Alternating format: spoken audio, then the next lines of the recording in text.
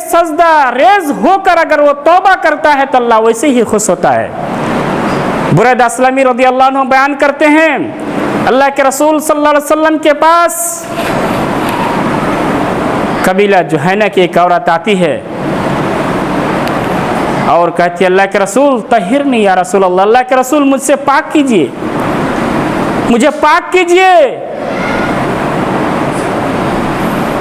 अल्लाह के रसूल सल्लल्लाहु अलैहि वसल्लम ने कहा कि मैं किस चीज़ से तुम्हें पाक करूं?